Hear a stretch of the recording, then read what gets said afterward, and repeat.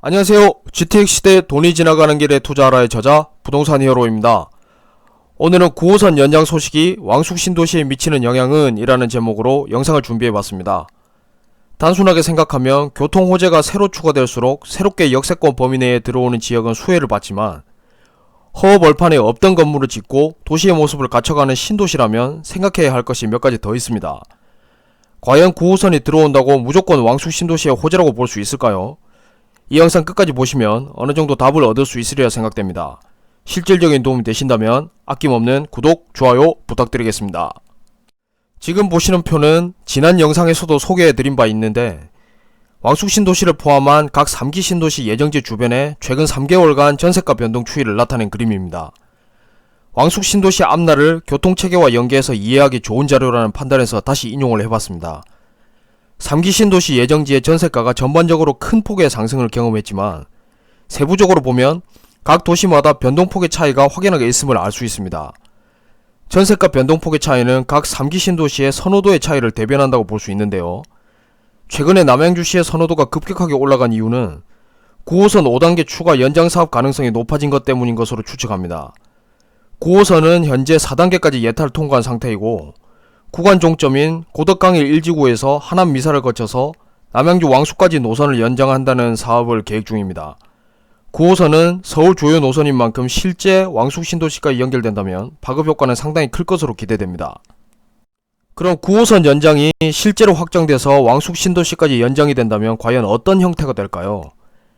화면에 보시는 대로 일단 공사 막바지에 있는 4호선 연장선과 사업을 확정하고 기본 계획을 수립 중인 GTX-B 노선은 모두 왕숙 신도시를 가로로 지나는 노선입니다.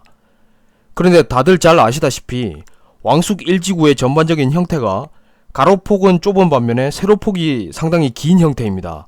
즉 가로로 횡단하는 기존 확정 노선은 왕숙 신도시와 외부를 이어주는 것에는 효율적이지만 정작 왕숙 신도시 내에서 남북으로 이동하는 데는 전혀 도움을 주지 못합니다.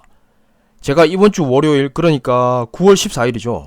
임장을 다녀왔는데 86번 국도를 타고 왕숙 1지구 초입부인 사릉역에서 왕숙 1지구 최북단까지 자동차로 15분가량 소요될 정도로 거리가 있습니다. 따라서 아마도 9호선이 왕숙 신도시 내부로 연장된다면 지금 화면에 보시는 형태가 되지 않을까 하는 추측을 해봅니다. 지금 보시는 화면은 9호선이 연장된다고 확정이 됐을 경우에 예상 노선을 표시한 것입니다. 강일 1지구까지 4단계 예타를 통과한 상태이고요. 하남 미사까지 5단계 사업이 확정되면 그 후에 계획으로 정한 노선이 확정될 것으로 봅니다. 그러나 아직 확정된 것은 아니지만 결국 신설 철도 노선이 사업 타당성을 이끌어내기 위해서는 많은 인구가 거주하는 도심을 경유하는 것이 맞고 큰 이변이 없는 한 다산 진건지구와 왕숙 2지구를 거쳐서 왕숙 1지구까지 연결될 것으로 봅니다.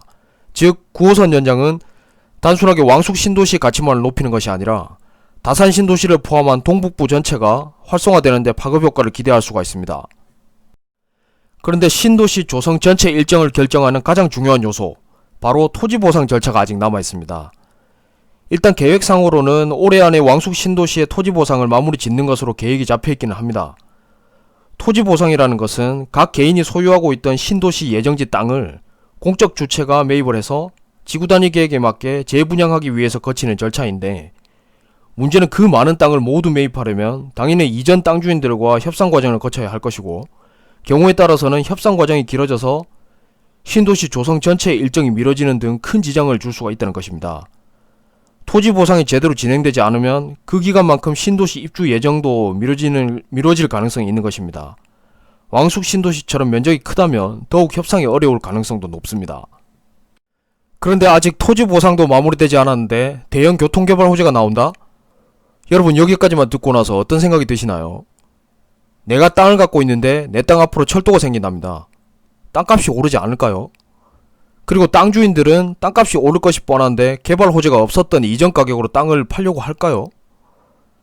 안 그래도 원래 가격보다 훨씬 낮은 공시가 기준으로 협상을 하기 때문에 협상 난항이 예상되는데 보상이 끝나기도 전에 대형 교통개발 소식이 나왔습니다. 비록 확정되진 않았지만 9호선 같은 핵심 노선은 소문만으로도 부동산 가격을 움직이는 힘이 있습니다.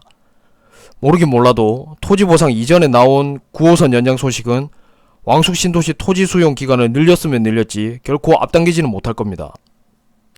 결국 신도시의 토대가 되는 토지 매입을 완료해서 지구 단위 계획에 맞게 각 블록의 건물을 지을 사업 주체에게 인계를 해야 그때부터 건물이 하나씩 올라오기 시작하는데, 토지 매입이 늦어지면 결국 신도시 조성에 필요한 모든 사업이 시작조차 할 수 없게 될 겁니다. 토지 보상이 완료되지 않은 시점에서 9호선 연장 소식은 토지 보상 과정의 협상 기간을 길어지게 하고 토지 보상가를 높여서 결국 분양가가 높아지는 결과를 초래하게 됩니다. 물론 3기 신도시의 슬로건이 서울 업무 중심지까지 30분대 접근이 가능하면서 주변 집값보다 저렴하게 공급하는 것이 목적이기 때문에 천장부지로 분양가가 치솟지는 않겠지만, 그래도 토지 매입에 생각한 것 이상으로 예산이 들어간다면 어느정도 분양가에 반영될 것은 필연적이라고 볼 수 있습니다. 9호선 연장 사업은 왕숙 신도시뿐만 아니라 다산 신도시, 나아가서 동북부 전체의 가치를 높이는 중요한 사업입니다. 하지만 시기가 조금 아쉽습니다. 만약 왕숙 신도시의 토지 보상 절차가 마무리된 후에 9호선 연장 소식이 나왔다면 현 정부가 광역교통망 구축을 중요하게 생각하는 만큼 사업 진행 속도도 빠르고 왕숙 신도시의 교통 인프라 구축도 빨랐을 것입니다. 아직은 더 지켜봐야 알겠지만 아무쪼록 많은 사람들이 혼란스럽지 않게 하루빨리 방향을 정해줬으면 하는 바람 가져봅니다. 오늘의 영상이 도움이 되신다면 아낌없는 구독, 좋아요 부탁드리겠습니다. 감사합니다.